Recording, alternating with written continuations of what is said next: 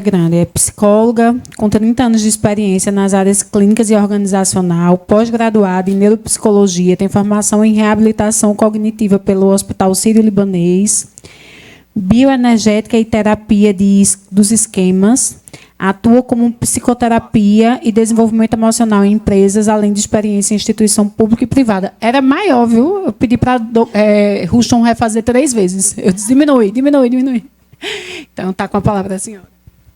Obrigada. É que eu mandei uma apresentaçãozinha, mas aí é a mesma apresentação que eu mando para alguns outros eventos, mas, enfim, eu quero cumprimentá-los com um abraço mesmo à distância, dizer que estou feliz, quero agradecer a Mozalas Azevedo pelo convite, a Brasel, e nós vamos conversar um pouquinho sobre mudanças.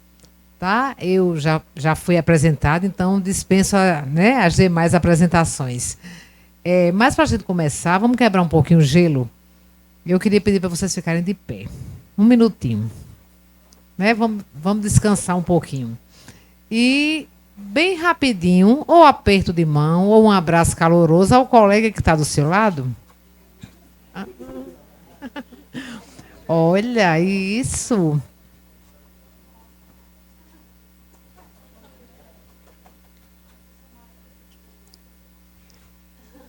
Olha que bom.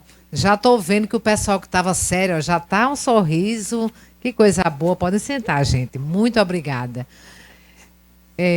Vamos lá. Eu gosto muito dessa citação. Podemos ter chegado em diferentes navios, mas hoje estamos todos no mesmo barco. Martin Luther King. Né? Como Isabelle falou, a doutora Isabelle falou, esse aditivo, né, da norma regulamentadora, NR1, riscos psicossociais, não vem para um e outro, vem para todos. Então, assim, nós estamos todos no mesmo barco. Portanto, temos que nos adequar. Por isso que hoje eu vim conversar um pouquinho sobre mudanças e sobre estas mudanças.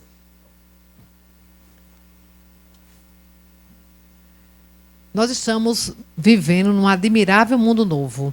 Gente, como vocês se sentem normalmente com tantas mudanças? Né? Nós estamos vivendo num mundo onde tudo passa muito rápido, né? Um mundo de sentimentos, de emoções líquidas. Isso significa que tudo que acontece hoje, amanhã parece que não tem mais vez. E nós temos que lidar com isso. E temos que lidar com isso nas nossas organizações. Porque no seu trabalho, né, no seu restaurante, no seu bar, na sua lanchonete, os clientes que vocês atendem, os funcionários que vocês trabalham junto com eles, nós todos estamos dentro desse movimento. Eu fui convidada agora, recente, para fazer uma palestra no IF. Vocês conhecem o IF, né? Aí só que o professor que me convidou falou com a minha sócia. Minha sócia chama-se Thaís. É minha filha e minha sócia. Então, eu estava no atendimento, Thaís fez o contato com ele e marcou a palestra. Eu fiquei muito feliz. Nós íamos falar sobre propósitos, objetivos e metas. Foi o tema que o professor sugeriu para essa palestra. Propósitos, objetivos e metas. Ó, que tema legal. É um tema legal, né? Propósitos, objetivos e metas. Eu me empolguei. E daí eu perguntei qual dia? Quarta-feira. Quarta-feira, gente, é o dia da feira em Jaguaribe. E o IF fica lá em Jaguaribe. Vocês sabem, né? Aí eu pensei, a gente tem que sair cedo. Eu ia junto com Thaís. Porque a gente vai pegar aquela muvuca do final de feira, né? De 6 horas. Mas a palestra estava marcada para as 7. Beleza. E o professor falou, Thaís, fale que nós vamos ser extremamente pontuais. Aí, óbvio, eu tenho que cumprir, né? Eu recebi o convite, eu tenho que concordar com todas as normas. Eu teria que chegar um pouquinho antes, porque eu ia preparar material, tal, né? Colocar o meu material no data show de lá.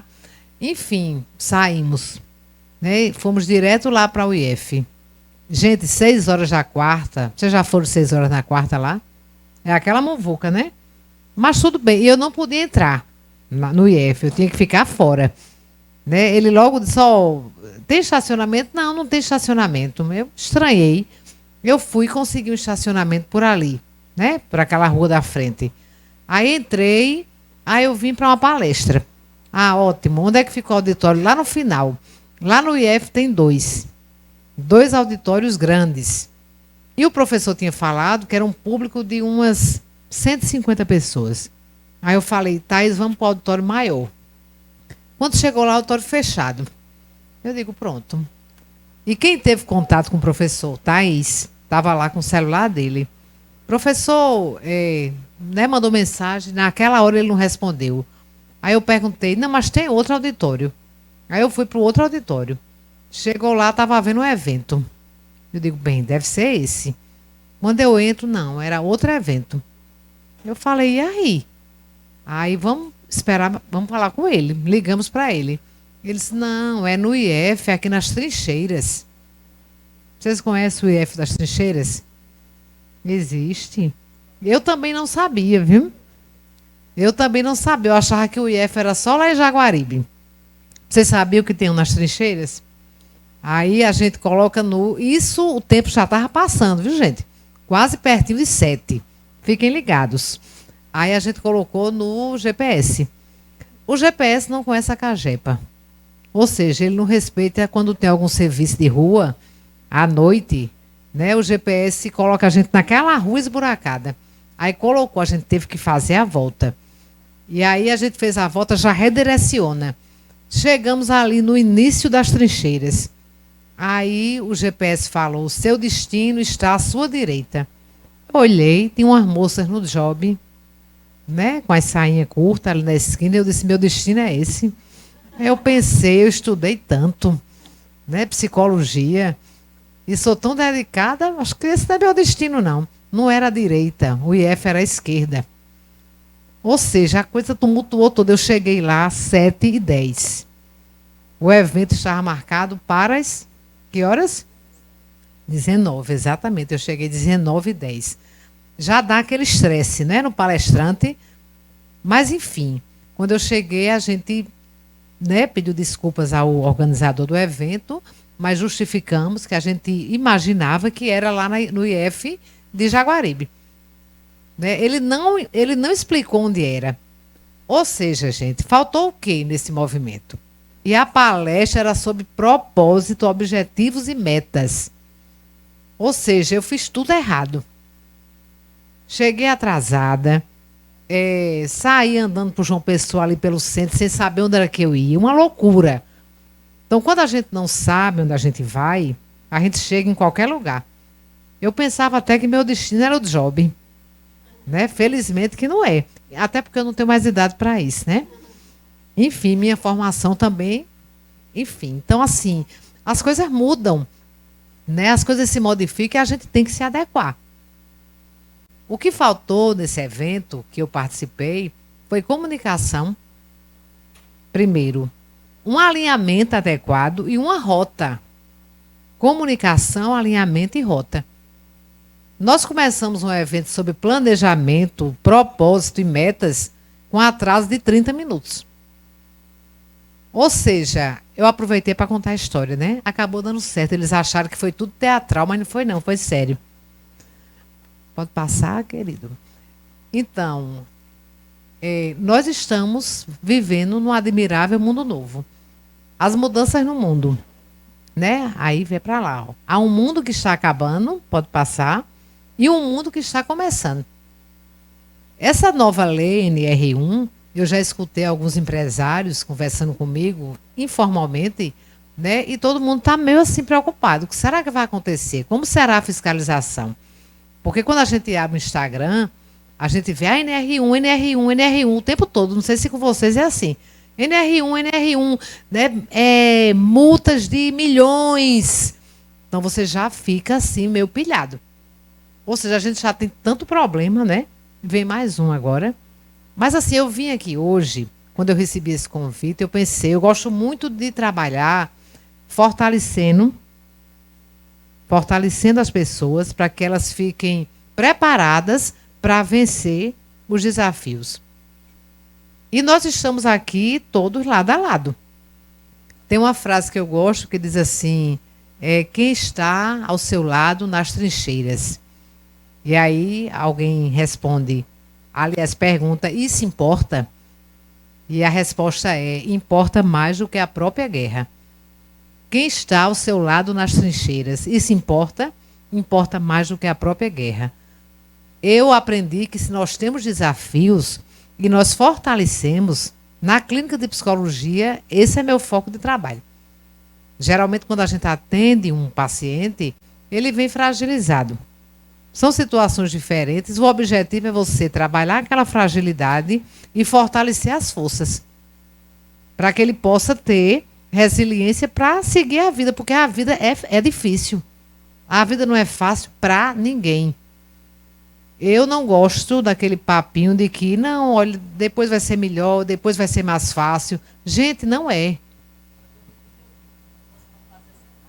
Isso, Tatiana. A próxima fase é sempre mais difícil.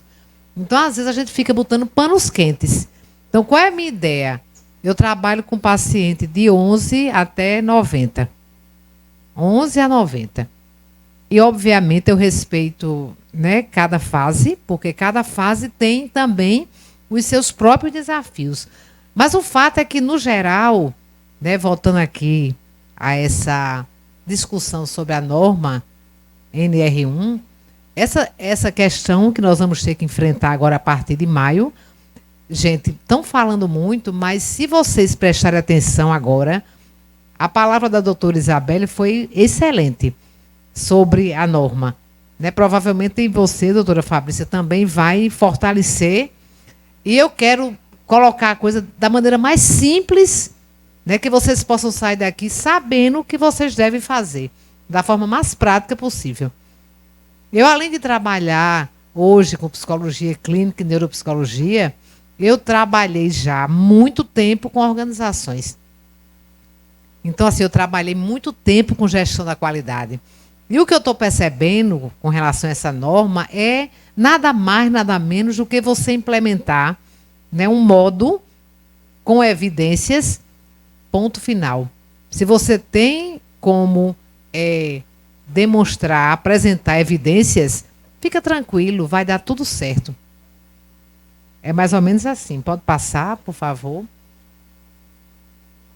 As mudanças no mundo, pode passar. Esta descontinuidade gera espaço para o novo, para aquilo que ainda não é conhecido. Gera profundas e sutis mudanças na cultura das organizações.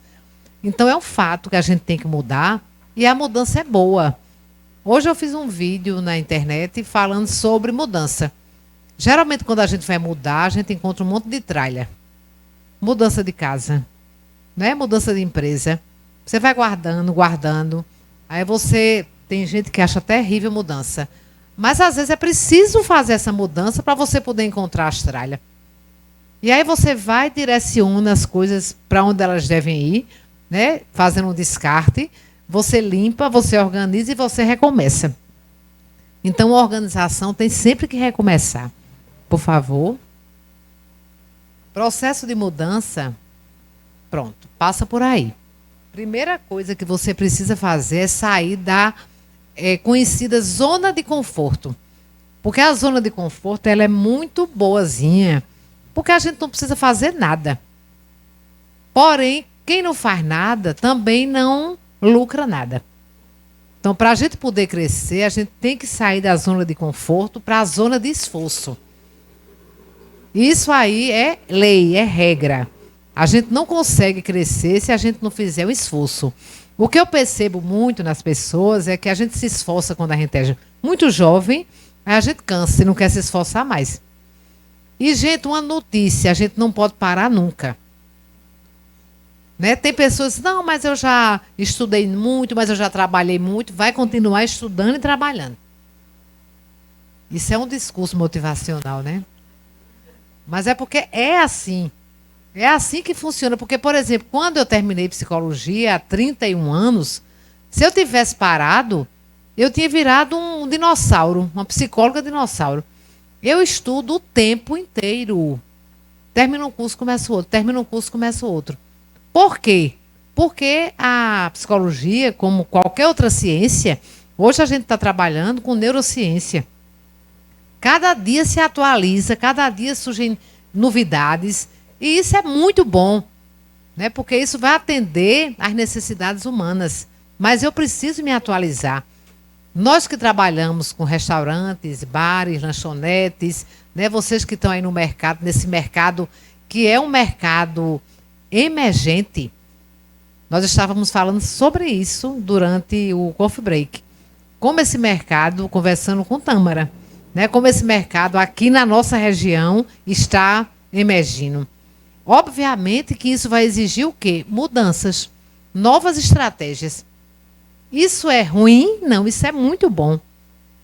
Sair da zona de conforto para a zona de esforço. E daí, quando você faz esse movimento, pode passar, por favor. Esse movimento gera isso aí, ó, a zona de sucesso. O único lugar onde sucesso vem antes de trabalho é no dicionário. Então tem que se movimentar. Pode passar? E daí, só para, né, completar esse meu raciocínio, não são as espécies mais fortes e inteligentes que sobrevivem. São aquelas que melhor se adaptam à mudança. Gente, a gente está falando de uma forma como se essa lei, né, essa lei que vai entrar em vigor agora, dia 26 de maio, né, NR1, riscos psicossociais, fosse um bicho de 7 cabeças. Não é, eu posso lhes garantir. Mas, assim, é que nós somos muito resistentes às mudanças. Então, parece que qualquer coisinha é uma grande coisa. Mas aí a gente precisa entender que são mudanças que vão nos levar à nossa zona de sucesso. Todos os dias, quando acordo, não temos mais o tempo que passou, mas temos todo o tempo do mundo. Mudança, mudança. É essa palavra que eu sugiro que nós saímos aqui hoje com ela ali, ó. Mudança. Para você e para o seu negócio. Pode passar? Então, o que é a NR1 e o que são riscos psicossociais? Eu vou um pouco repetir o que a doutora Isabelle falou, mas de outra forma, né? A norma regulamentadora número 1, NR1, estabelece que as empresas devem avaliar e gerenciar os riscos psicossociais no ambiente de trabalho. A nova redação da NR1 entra em vigor em 26 de maio de 2025. Pode passar? E quais são esses riscos, né? Quais são esses fatores de risco? Então, eu fiz aí uma lista, que quando a doutora Isabelle falou, ela falou de alguns. São metas excessivas, jornadas de trabalho longas, falta de apoio, assédio moral e sexual, conflitos interpessoais não resolvidos, porque não tem como não ter conflitos interpessoais. Quando juntam, né, duas pessoas, já tem um conflito, né? Porque são duas pessoas diferentes. Então, o problema não é o conflito, o problema é não resolver o conflito. Deixa eu dizer uma coisa para vocês. Eu escrevi um dia desse falando sobre isso, separando as coisas. Porque quando a gente fala de problema, a gente tem uma tendência de colocar tudo no mesmo balaio. Ah, é uma crise. Minha empresa está vivendo uma crise e eu estou vivendo uma crise. Vamos começar a separar as coisas. Nós temos 3 dimensões de problema. Nós temos os atritos, os conflitos e as crises. Gente, amiga, quando a gente separa, fica mais fácil. Atrito, conflito e crise. Como é que é? Atrito é quando eu tenho um pensamento e Tâmara outro. Né? Tâmara gosta de uma coisa, eu gosto de outra. Então, isso é um atrito. A gente começa a divergir e a gente entra em atrito. Ou seja, é bem fácil de solucionar. Né? Às vezes a gente precisa de uma terceira pessoa para fazer o meio de campo, mas às vezes só a gente consegue através de um diálogo. Isto é um atrito. Um conflito já é um nível a mais de problema, tá? É um problema, digamos assim, que já tem um tempo que a gente vem levando com a barriga. Então vira um conflito, uma indisposição, um mal-estar, entende? Aí precisa de mais sabedoria para resolver. E, por fim, a crise, que é um problema de grandes proporções. né, que muitas vezes envolvem maiores riscos. Riscos para você, para os seus funcionários, para a sua empresa. Porém, não coloque tudo no mesmo balaio. Risco, aliás, atrito, conflito e crise são dimensões diferentes de um problema. Então, sempre que você se deparar com algum problema, faça essa pergunta a você mesmo. Eu estou lidando com atrito? Eu estou lidando com um conflito? Ou estou lidando com uma crise? E aí você vai começar a colocar as coisas da forma certa. Do contrário, a gente tem uma tendência a ter um sentimento de desamparo adquirido.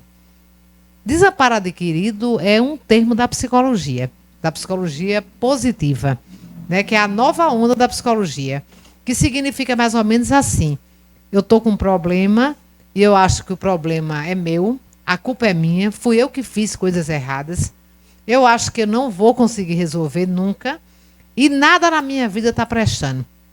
Isso chama-se desamparo adquirido. O problema é meu, eu sou culpado, nada na minha vida está funcionando e isso não vai ter fim. Gente, esse sentimento, isto é um sentimento que muitas vezes é traduzido em atitudes. Ele não ajuda a resolver o problema, seja ele de que porte for. Atrito, conflito ou crise. Lembrem disso, é um atrito, é um conflito ou é uma crise. Não coloquem tudo no mesmo balaio, porque isso só faz dificultar a solução. Porque todo problema, por maior que seja o porte, ele tem uma solução. Agora, a gente precisa encarar a solução dos problemas de acordo com o porte. Se nós temos uma crise, obviamente que as estratégias precisam ser mais ousadas. Se nós temos um conflito, é mais fácil, um atrito mais fácil ainda. Enfim, conflitos, autonomia, insegurança, exigências contraditórias. Quando você diz uma coisa, né, você pede uma coisa e faz outra. Descumprimento de prazos e regras, acordos não cumpridos. Liderança autoritária, autocrata, comunicação distorcida. Então, esses são os riscos que vão precisar ser avaliados. Provavelmente, na sua empresa, deve existir alguns desses riscos. Provavelmente. Porque onde tem gente, tem algum desses riscos. Nota você dizendo, minha empresa é perfeita. Gente, não existe empresa perfeita. Como não existem pessoas perfeitas. Não existe. Existem empresas que estão crescendo, que estão amadurecendo, que estão alinhando, assim como as pessoas. Eu sempre digo que as pessoas jurídicas, elas são como as pessoas físicas. Porque quando eu trabalho nas organizações, eu percebo nas organizações as mesmas neuroses que eu percebo nas pessoas. E as neuroses que eu percebo nas pessoas, eu particularmente acho tratável. Eu acho. Aliás, eu tenho certeza. Achar é pouco. Porque hoje, inclusive, as doenças incuráveis, na linha das doenças psíquicas, as incuráveis, elas são administráveis. A exemplo da esquizofrenia. Tá? Ela não é curável, mas ela é administrável.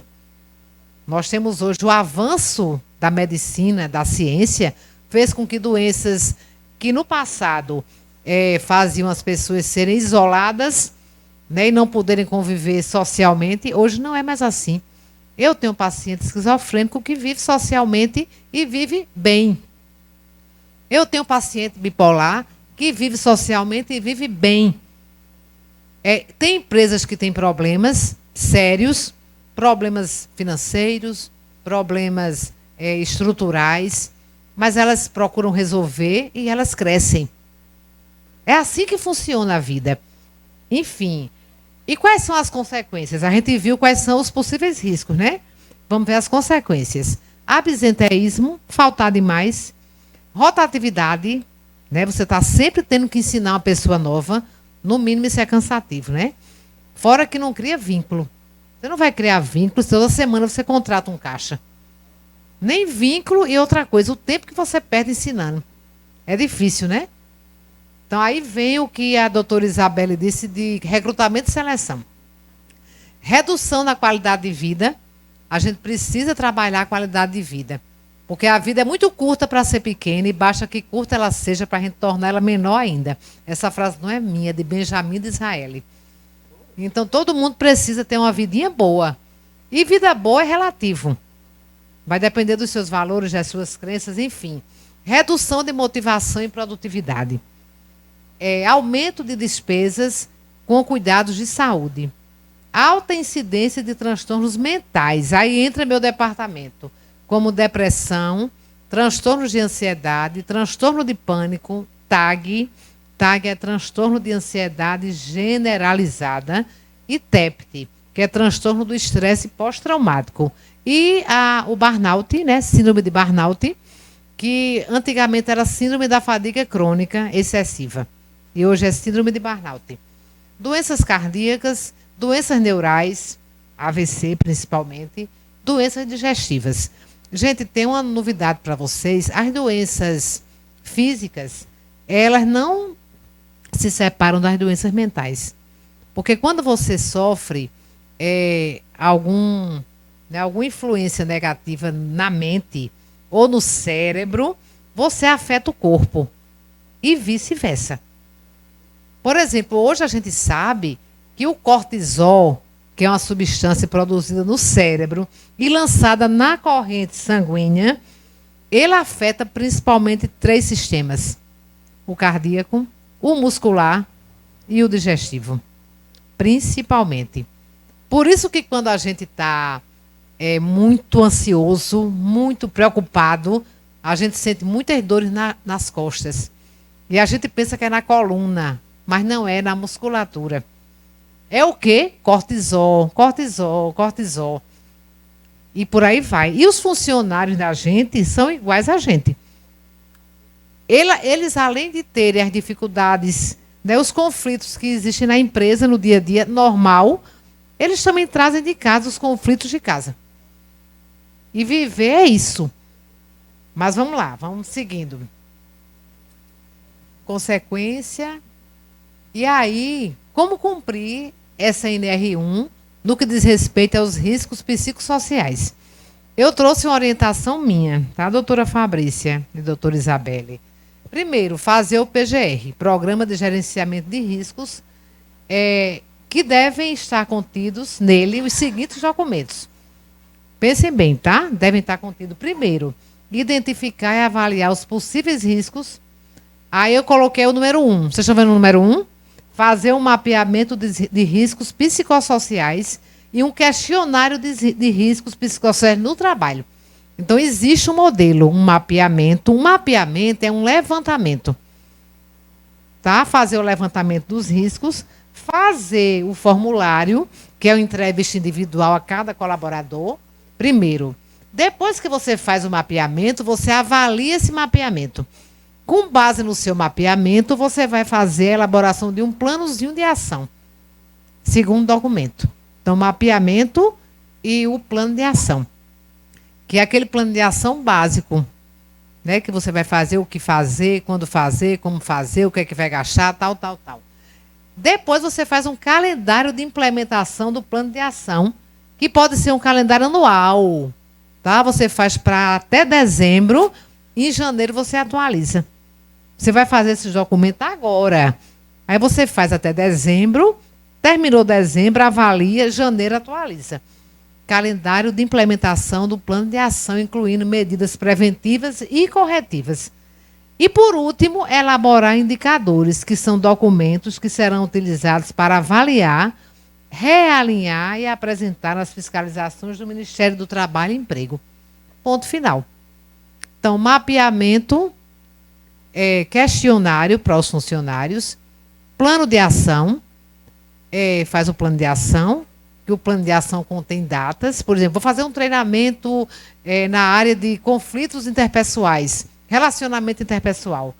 Então, você está ali, você planejou, né, o treinamento. Esse treinamento tem que ter uma lista de frequência, tem que ter um plano de aula, documentos. Vocês... É mesmo? Pronto. Olha como eu sou, né, boazinha. Vocês têm que Pronto. Vocês têm que documentar, gente. Documento é vida nas empresas. Vida. Então, se você documenta e faz, não vai ter problema nenhum. Sabe o que é nenhum? Nenhum problema. É simples. Agora, se você não tem ninguém na tua empresa que faça, treine alguém para fazer. Eleja um multiplicador. Né? Às vezes tem aquela pessoa que trabalha com você no escritório, que é uma pessoa que tem mais habilidade para lidar com pessoas. E se ela não tiver, bota ela para fazer um treinamento. Porque se ela trabalha, você tem que buscar a habilidade das pessoas. Aí eu entendo que tal pessoa ela tem uma maneira diferente de lidar com as pessoas. Então isso vai fazer com que ela possa ser treinada, porque as pessoas, quando elas são treinadas, elas despertam habilidades e talentos nunca antes vistas. Agora você tem que ter pelo menos o tempo para treinar, ou então você encomendar o treinamento para um multiplicador, se sua empresa é pequena. Para que você possa ficar, né, acobertado. Então, passa, por favor. Ficou claro, gente? Claríssimo? Sim ou não? Vocês estão com fome? Também, né? Muito bem. Gente, as únicas coisas que evoluem por vontade própria em uma empresa são a desordem, o atrito e o mau desempenho. Só. Porque todas as outras coisas, isso vale para a gente também. Se você não tiver cuidado com você, não fizer um check-up, não fizer uma caminhada, né, não cuidar de você, obviamente que você vai adoecer mais rápido. É fato. Né? Teve um paciente que chegou para mim e disse: eu não gosto de fazer exame em médico, porque quando eu atendo um paciente, eu pergunto logo: quanto tempo que você não faz um check-up?